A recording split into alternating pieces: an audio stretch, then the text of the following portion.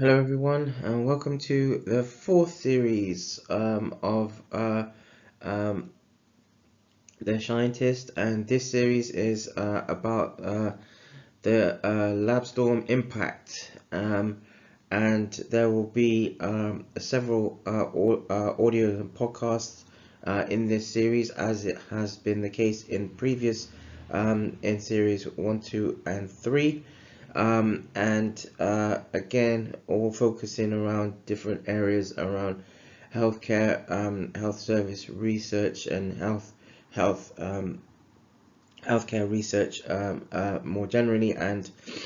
focusing once again on those areas, those long-term healthcare conditions. And again, I will be throwing in examples of around kidney care or kidney care practice, where examples can be used, or where example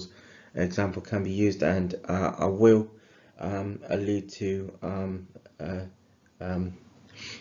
some of the works around colleagues that are doing some really intriguing work under the Renal Patient Support Group, the RPSG, and hopefully this series will be a really an intriguing one. Try and in a way, the idea behind this series, and the previous series, in a way, is trying to take some of those dull topics, mundane topics that are in areas of research and that investigators in aspects of their research would do, and sort of write about, or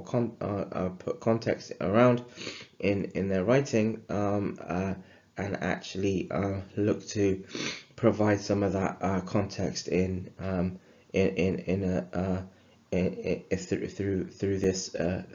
this way. So I'm gonna talk today about research and methodology, and actually more around the underpinnings of underpinnings around what would be referred to as, in academic, from an academic perspective, more around what would be referred to as the philosophy of research, and focusing on four different sort of schools of philosophy around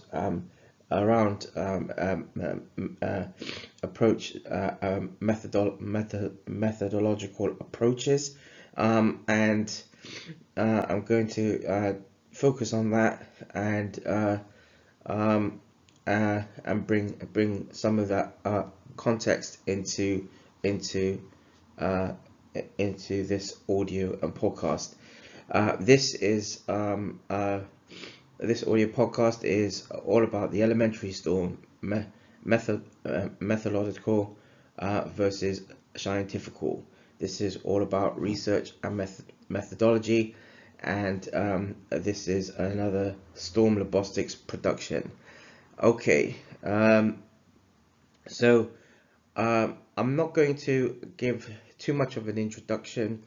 in this audio podcast. I'm just going to highlight the different sort of philosophies of research, and then what I will do is provide a highlight between two of them specifically, sort of comparing and contrasting them, versus and sort of between each other, between these two of them specifically, owing to that these are perhaps the more common forms of sort of interpretations when so interpretations and applications of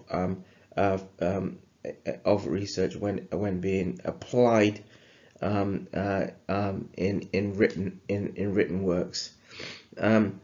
Okay, so there is, first I'm going to talk a little bit about pragmatism. So pragmatism is a philosophical doctrine that can be traced probably back to scholarly skeptics who denied the chance of acquiring genuine understanding of reality, and instructed that research should deal with viable data that is appropriate to the requirements of practice. And there was an author between 1724 and 1804 called Kant, and the author's identification, Kant's identification of pragmatic dogma was influential, as was and has been influential, as has been the case from Schopenhauer's as well, who's an author who's from another author's from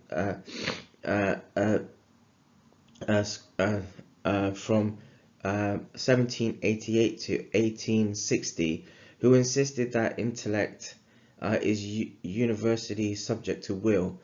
And on this basis, there was some focus. There has this particular area of approach has some sort of relatable context to utilitarianism, which is basically where in a nutshell is if a decision is to be made on based around weighing up good versus bad versus good, etc., etc. Utilitarianism is thus,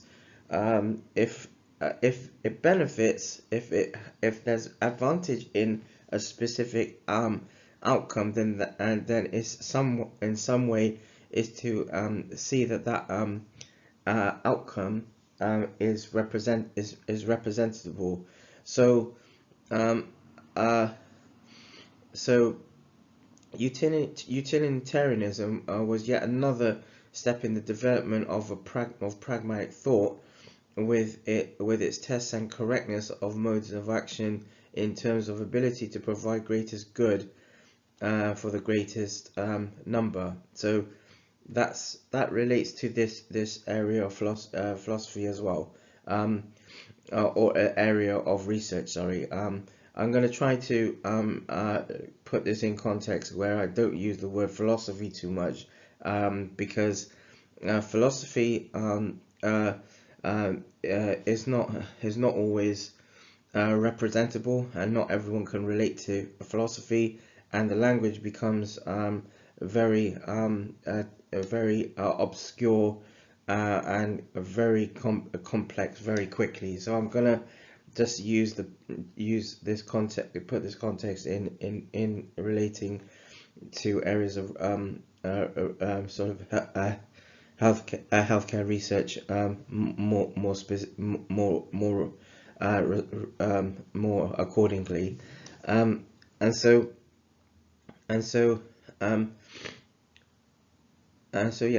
utilitarian was yet another step, has been another step in the development of pragmatic efforts here, with its test and correctness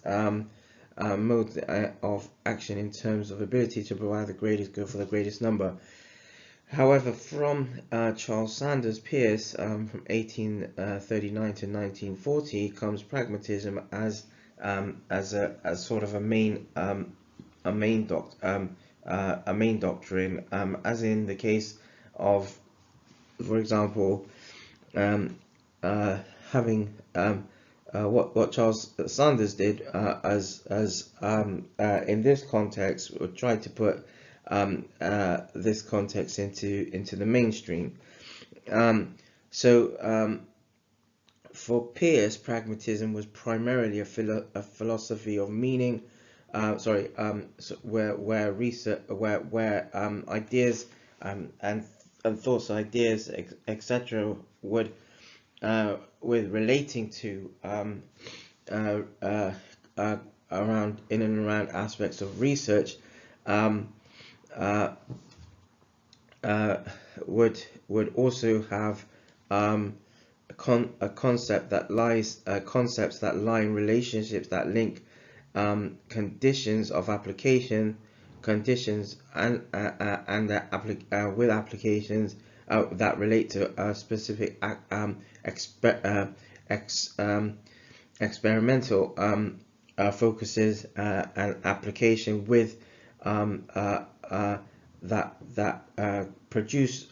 results that can be applied in the world. So for all intents and purposes, the meaning of around pragmatism also is determined in strictly observational in an observational manner, by essentially where the sort of criteria around this has where it is applied, that it can be observed, and results around the context focus around this have sort of real, again, not just sort of applications, but they are sort of reproducible. Peirce was troubled with the sort of the exercise of science, and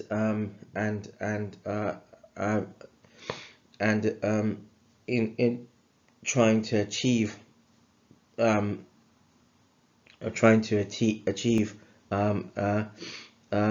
sort of in a more predictive manner. Excuse me. In resistance to idealism, Peirce corrected theories, and then pragmatism gave way to the objective and sort of impersonal norms. So that's just a little bit about pragmatism, and I'm now going to talk a little bit about positivism.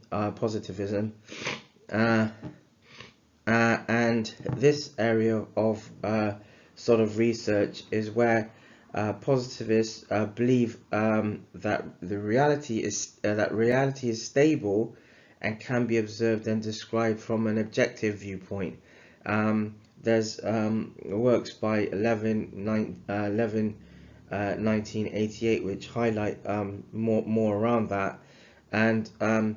what this also means, what they do, what is also understood from positivism, is that that apart from it being that aspects around reality can be observed and described from an objective viewpoint, it's also without really interfering with the phenomena that is being studied. So basically in a way, in a roundabout way, about allowing allowing what is natural, or what should be, what naturally should happen, that actually continues. Um, uh, Positivists contend that phenomena should be isolated, and observations should be reproducible. This often involves manipulation of reality with variations in only a single independent variable to identify regularities in, and to form relationships between one of the constituent elements of the world, or in the world that they reside in. And this often involves manipulation of in one or two ways. Predictions can be made, or sort of anticipating worst and best case scenarios can be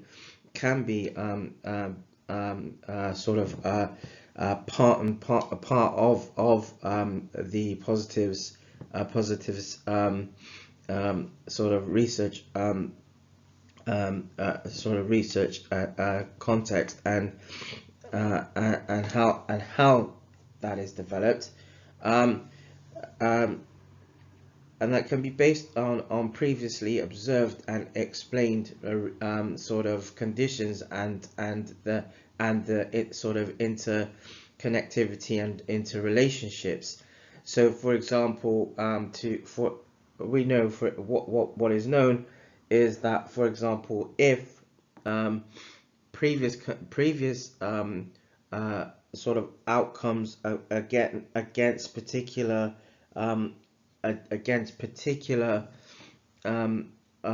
sort of aims and objectives around a particular focus, if the results are the same in those, and retrospectively, then prospectively, the positivists basically can sort of anticipate the same or similar observations in that context. Positivism has a long and sort of historical tradition. It's also embedded in society that knowledge claims not grounded in positive thoughts are simply dismissed as scientific and therefore invalid. Some of that context is highlighted by Hersheim in 1985. The view is indirectly supported, however, by authors Alvey and Carlson in 1992, who found that all empirical studies were sort of generally have sort of a positivist approach, or a positive in approach. Positivism has also had a particularly successful association with the physical and natural sciences. There has, however, been much debate on the issue of whether positivist paradigm is entirely suitable for the social in specific areas of the sciences, around sciences, or in particularly around in particularly a linking between those that are in healthcare research and or healthcare sciences, and that sort of research, and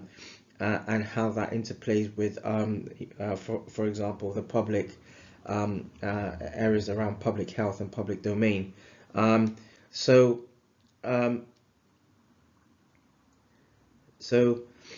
in this context, several authors writers around this area are looking at positivism, called for more pluralistic attitudes towards areas around research methodologies, and works by Kuhn in 1970, Bjorn Anderson in 1985, and Rimini, and Williams in 1996 sort of highlight some of the sort of foundations and links around that. Whilst there will be no further elaboration, positivism is connected, is about connecting and observing what is and what has happened versus what is to be, what is anticipated, and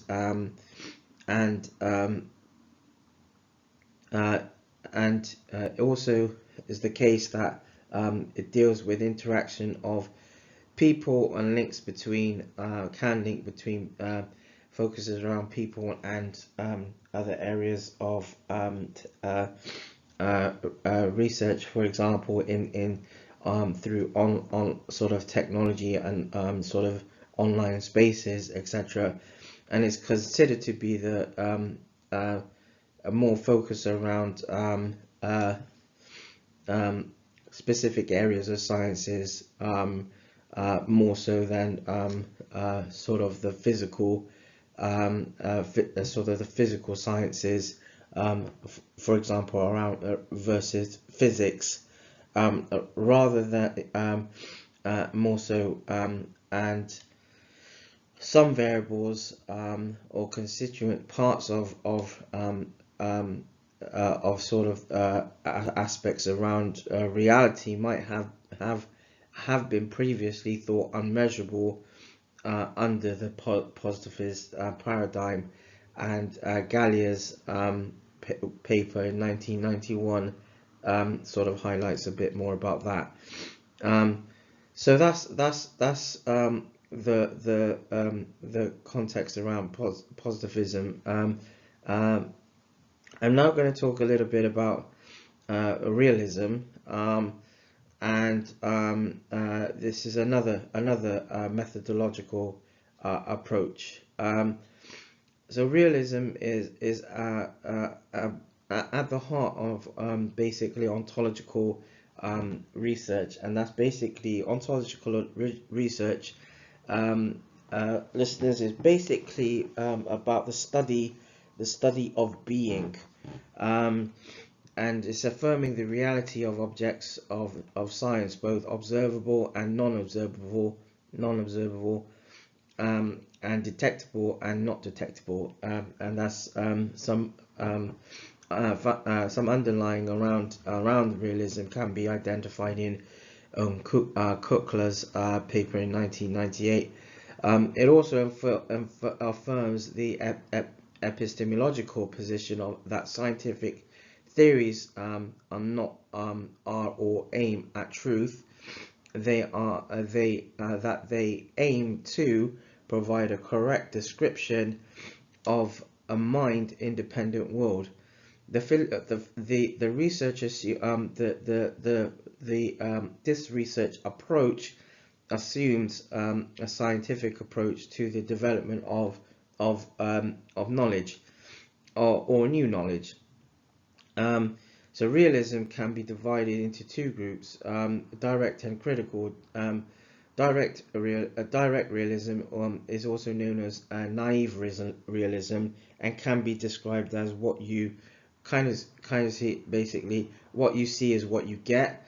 In other words, direct realism portrays the world through sort of personal human senses, and what as a human race we interact with. And critical realism, on the other hand, argues that human experiences and sensations, argues that humans experience sensations and images of the real world. And so, according to critical realism, sensations and images of the real world can be deceptive, and they usually do not portray a real world. And so, um, um, realists tend to believe that whatever is believed now is only an approximation of reality. It's an approximation, so it's an approximation of reality, but the accuracy and fullness of understanding sort of um, can be can be approved, or in some other in other words, basically, an easy uh, um, to achieve sort of from going from an approximation to actual getting more getting more accuracy. Sort of the link between the two is down to how individuals, and basically how as a human race,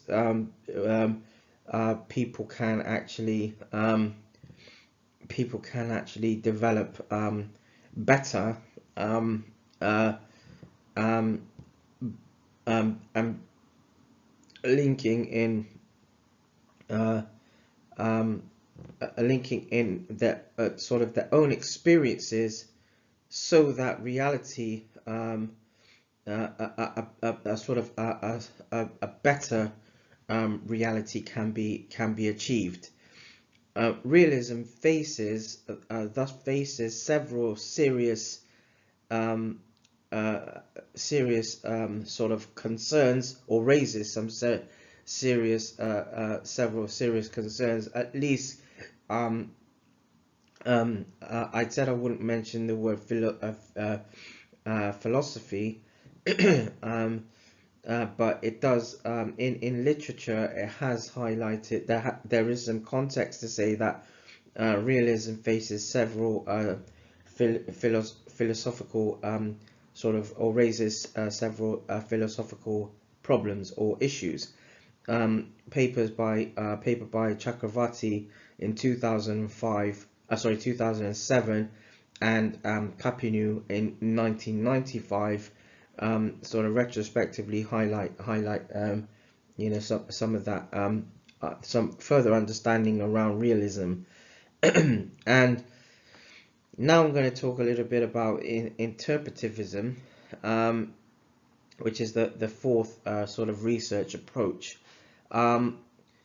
Interpretivists contend that only through the subjective interpretation of an intervention can that reality be fully can that reality really be fully understood, and whether it's appreciated or not. And the study of phenomena in the natural environment, for example, is a main objective. To meet that is a main objective for the interpretivist, and together with the acknowledgement that scientists cannot avoid affecting those phenomena, or those the actual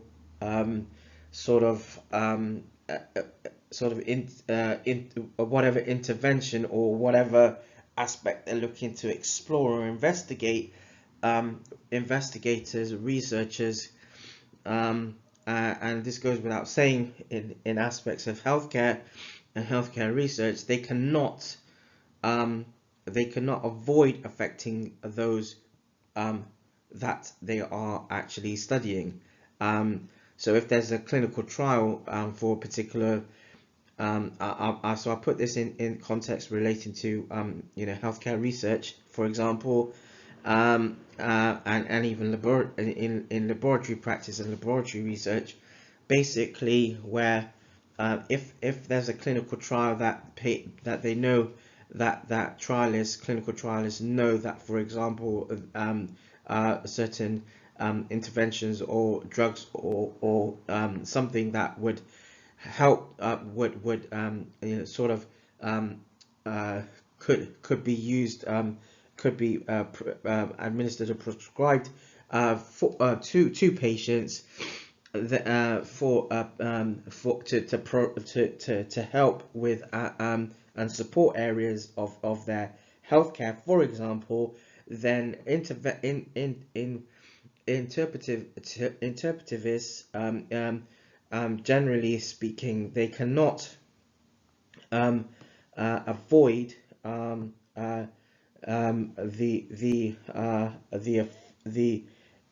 fact that they are going to for example, patients, if there's patients that they're trying to implement areas of their healthcare, for example, or an aspect that relates to the clinical trials, they cannot avoid interpretivists cannot avoid affecting them, sort of, whether directly or indirectly. So there is that interplay or interplay, and so in line with that, then interpretive is also sort of highlight that would highlight, at least in literature, this is documented in this way, is to say that they know that there is understanding that there are many interpretations of reality, but maintain that those interpretations are in themselves are part of scientific knowledge that they are pursuing. So, for example, also interpretivism, interpretivists and can sort of make anticipations based on what they are looking at or what they're looking to investigate, and what they might want to implement as part of areas of practice. For example, having acquired the appropriate understanding and scientific knowledge, for example, but at the same time, they can sort of in line with that, they can anticipate sort of what is inevitably less. They can anticipate sort of advantages and disadvantages as to how and what they are looking to implement in areas of practice. The sort of the sort of positive and the negative around that, and so interpretivism has a tradition that is no less inferior, really, than that of positivism, nor is it nor is it sort of any nor does it have any less sort of ruling. According to interpretivist approach, however, it is important for researchers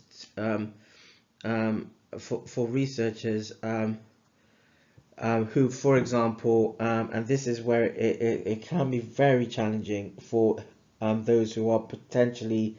very sort of scientific and sort of laboratory focused, and have sort of the viewpoint around sort of healthcare science and health and research more around the sort of the medical or biomedical or clinical sciences, for example, that those such researchers or investigators have to also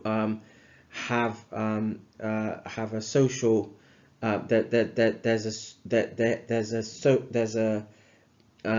with interpretivism or interpretivist, it's important for the researchers, investigators who have those kinds of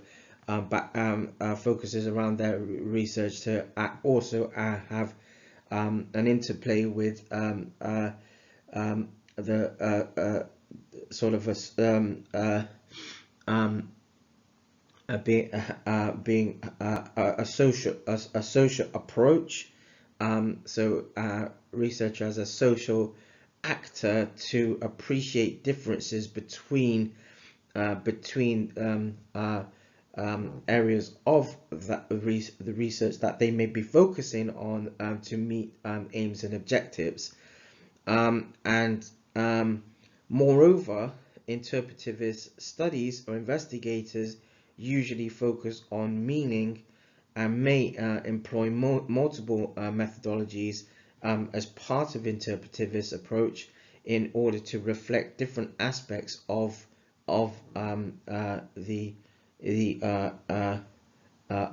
issues that they're looking to explore. So those are the four main sort of research approaches and sort of methodologies. I'm now going to just give an overall a view really of differences between positivism and interpretivism. So at least a bit more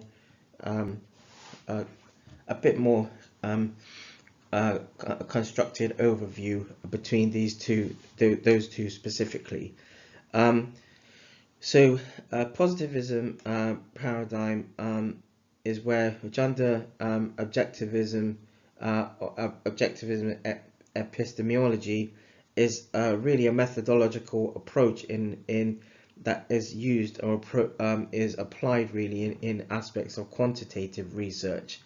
So when investigators and researchers look into collecting data through for example surveys and collecting doing data collection to analyze numerical context, and where researchers apply methods to discover the study to discover and find new meaning in data that they have collected, and that really and truly positivism is something that is applied really in is when that sort of understanding when that sort of approach and understanding is applied, then it normally it sort of infers that the science is more social, and that's and as you know, listeners, from what I've mentioned before, the Shientist is all about healthcare research and health service research, etc., etc. But I'll tell you as well that coming from sort of a laboratory background and focusing on sort of the biomedical and the sort of clinical sciences, that the understanding that's in literature in some way or another is a little bit slanted, because it infers that such researchers and investigators who do focus on lab research and do that sort of research do not look to sort of analyze quantitative data, albeit if they do, it's restricted to or it's constrained to laboratory-based research, and that is also true in one extent, at least from a couple of extents, but there are researchers and investigators who can and do interplay between lab research and actually and collecting numerical data in that way, but where in literature where quantitative research is being inferred, it relates more to for example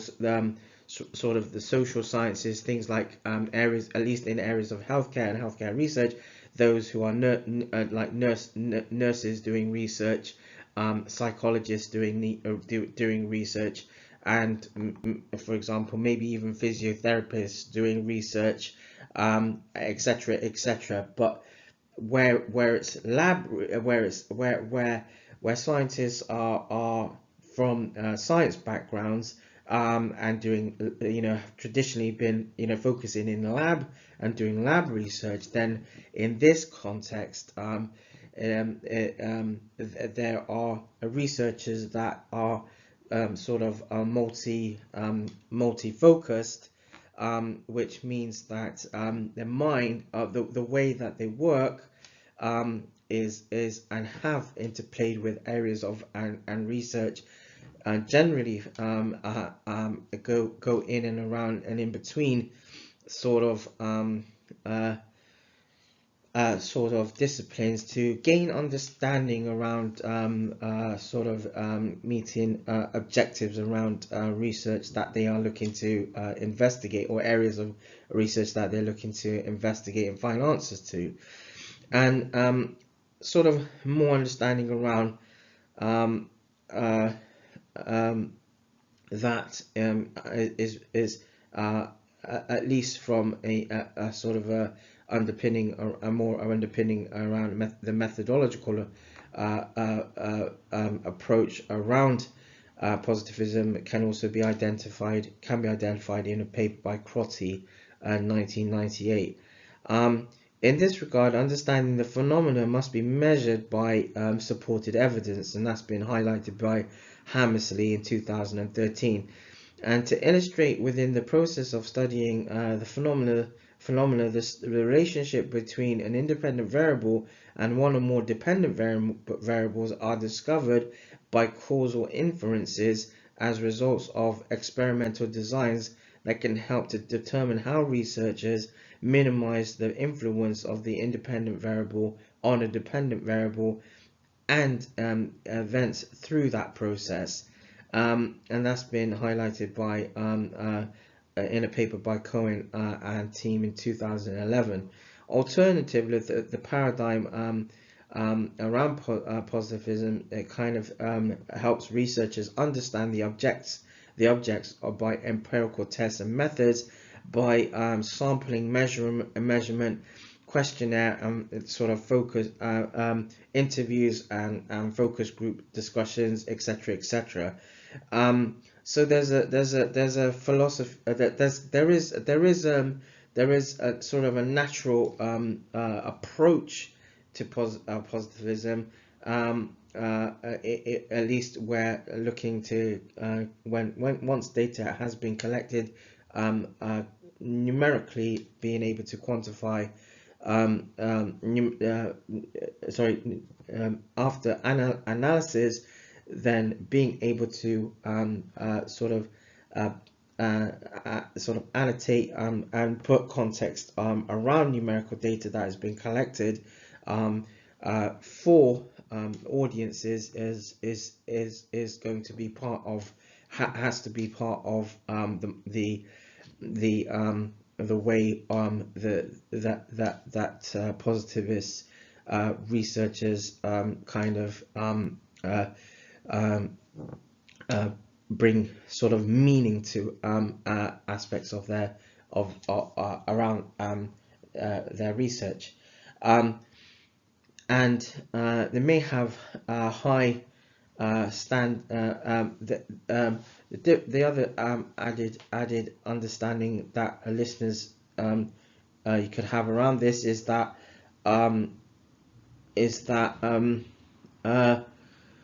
positive researchers may have higher high quality standards around sort of acceptability, validity and reliability of data that has been collected, and so and also whether that data can be generalized to large scale to you know the general population in which they are looking to sort of contribute sort of knowledge, contribute an aspects around the knowledge that and discipline that they are looking to that they are looking to kind of get sort of ensure that there is a new understanding around. So that's a bit more around positivism, but that's one of the differences I wanted to highlight here. And then I'm now going to talk a little bit compare if we take that sort of understanding positivism and what that's about, and compare that to interpretivism. So interpretivism is originally rooted in the fact that methods are used to understand knowledge related to human and areas and sciences that cannot be the same as it's as in the physical sciences. So because humans interpret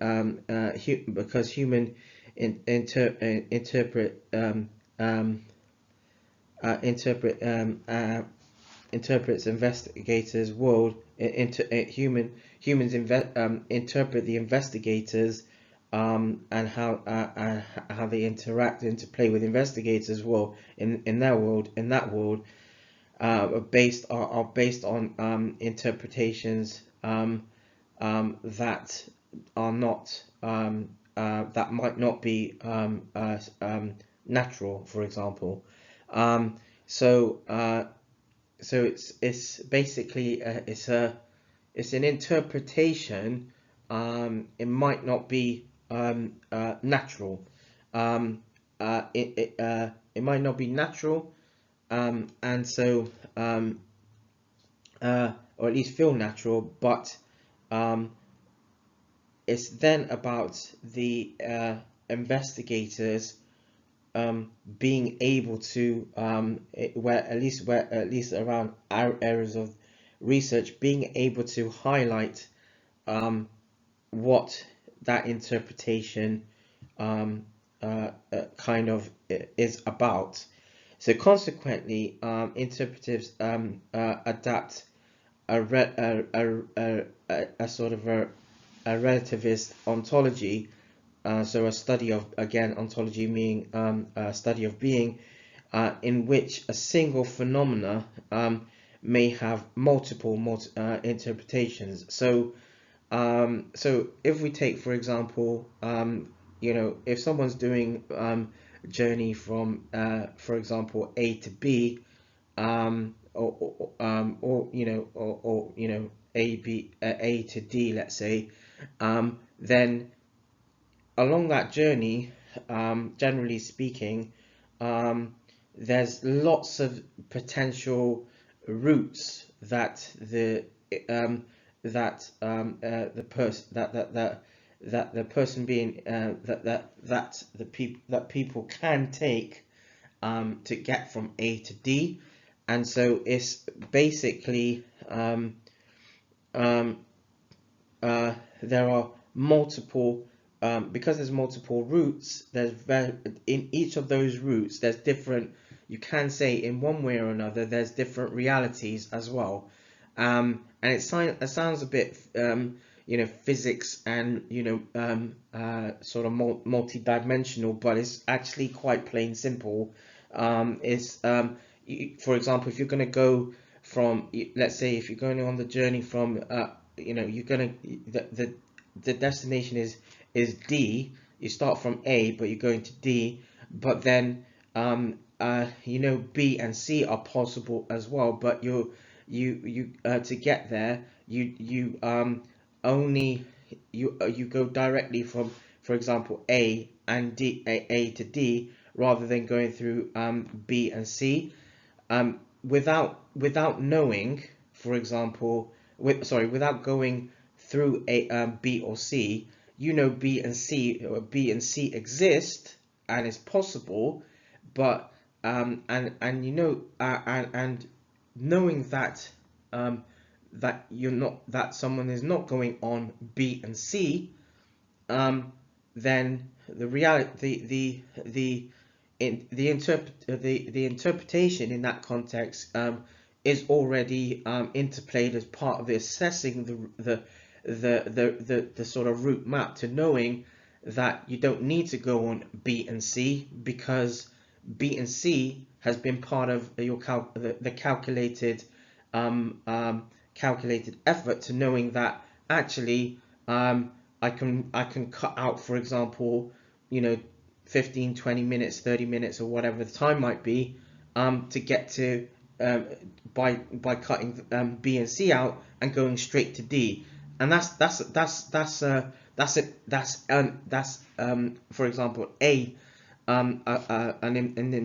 interpretation,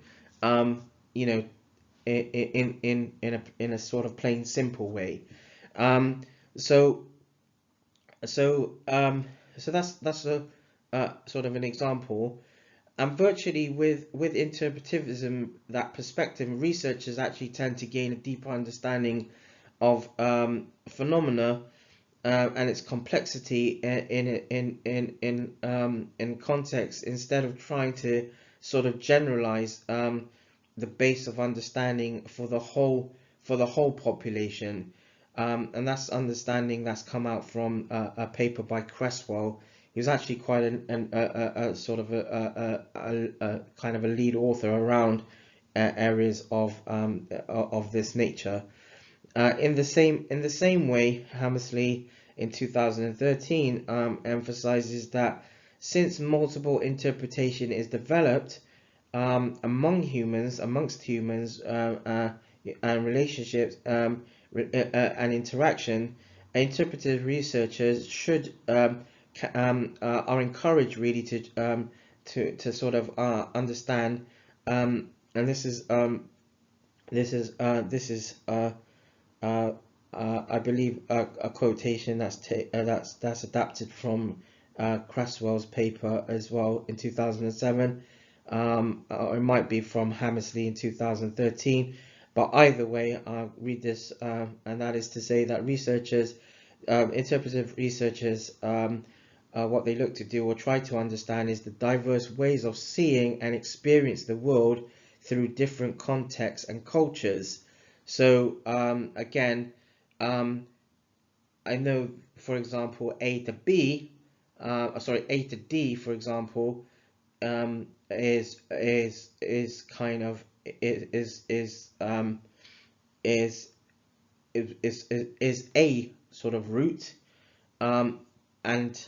a kind of an interpretation. B and C are possible, but even if B or C are possible, you know that B and C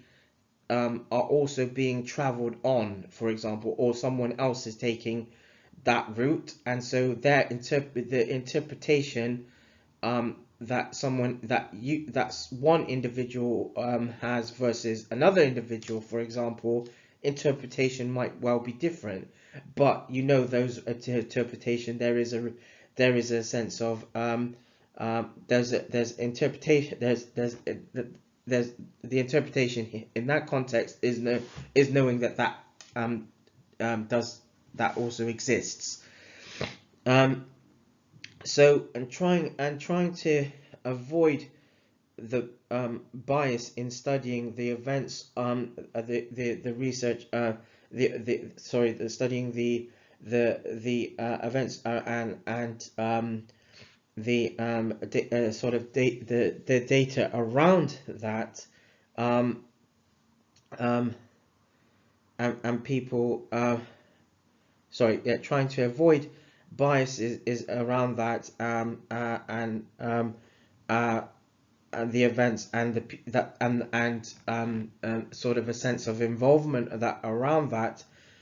will also have its own interpretations. So the first, one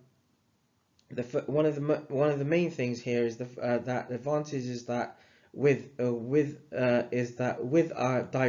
diversifying sort of the viewpoints, investigating phenomena, and areas of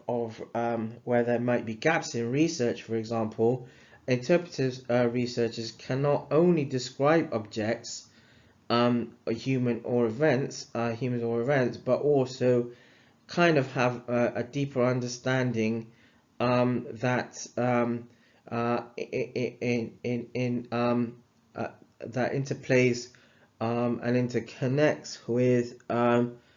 sort of the constructs, that are in and around them.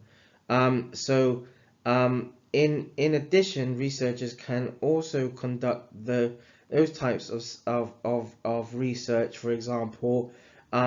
in natural settings by utilizing sort of methodologies.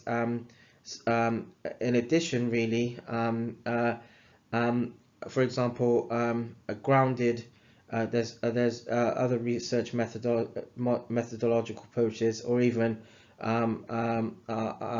Shientifical approaches, and that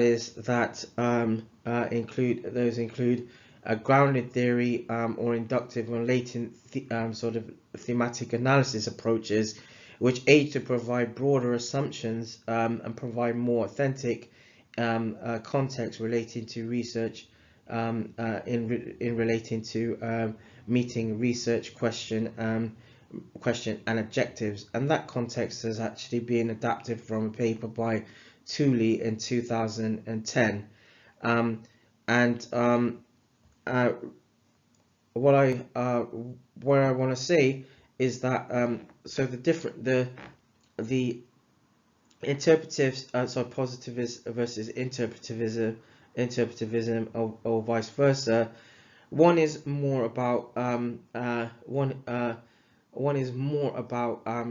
data collection from a quantitative perspective. One is actually from an approach for qualitative research. So where I mentioned, for example,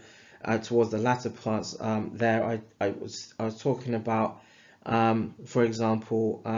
grounded theory or inductive and latent thematic analysis approaches. Those approaches you don't really use in quantitative or quantitative data collection and data and those kinds of research approaches, but they are used in qualitative or quali. It's called quali research, where basically investigators look to try to get understanding and meaning around particular areas of research, having developed a specific research question, and that again can be across anything really, but in relating to healthcare or health service research, it is about using different qualitative data analysis that can actually help sort of bring meaning and description around analyses. So that's what interpretivism is sort of about, versus positivism, which is more about, again, collecting data quantitative data collection and analyzing through sort of numbers, and to try and see and identify if those, apart from having validity, reliability, and sort of seeing if that data collection can be approached to applied to general general population, for example, then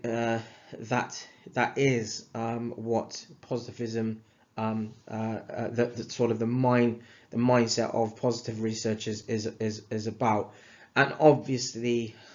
what is also important here is, whilst there's these difference between positivism and the interpretivism, there are it goes to show really that the mindset, and actually how researchers, generally speaking, can be multifaceted in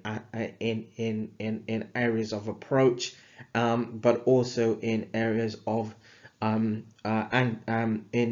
linking between quantitative and qualitative research, and using those methodologies. And if researchers are doing that, then that's when they you could in a roundabout way, you could say such researchers or individuals that are all mixed up, but there are researchers, papers and paper publications out there that highlight mixed methodology when looking to understand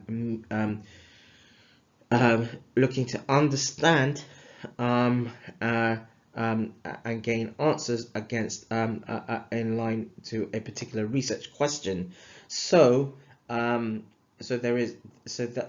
to be understood in some way or another, and obviously researchers who do mixed methodology, implement mixed methodology in aspects of a work, then there is, apart from that, there are researchers who just do quantitative research, and those who just do qualitative research, and generally and unfortunately can have restrictive or constrained mindsets,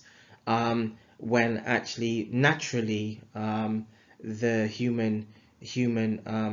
the sort of the human intellect, generally speaking, and this is generalizable, and what I'm going to say right now, everyone has the ability to think across different areas and focuses. It might well be just that they are, for example, more passionate about one focus versus others. So it goes to show that the human condition can focus on more than one area and generalize, but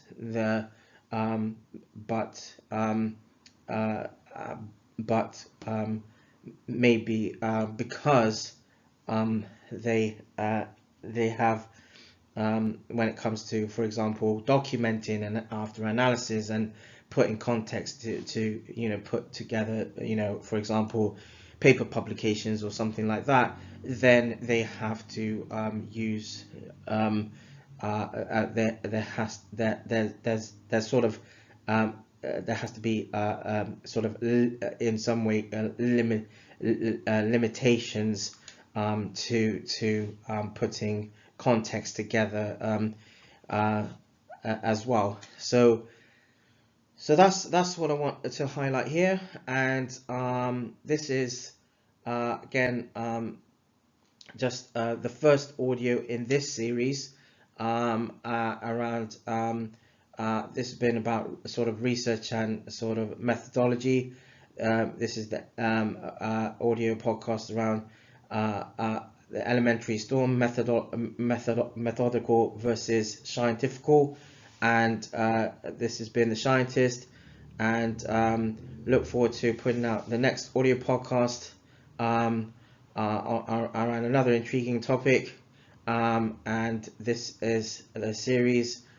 fourth series, and around the LabZtorm impact. Thank you for listening.